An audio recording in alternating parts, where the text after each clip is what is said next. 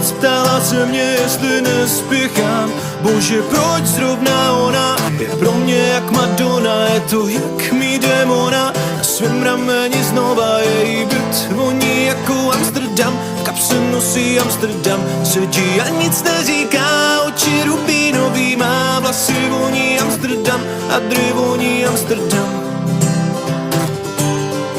Poprvý jsem mi viděl na schodech, čistou duši v špinavých botech a v těch očích jsem poznal bolest, jakou neviděl jsem už 100 let. Měla všude na sobě popel z jointu, co jí zrovna dohořela. Když jsem kolem ní jen prošel, říká, co děláš more, pojď sem, tak jsem šel, jako bych se neovládal. Všude voněla tráva,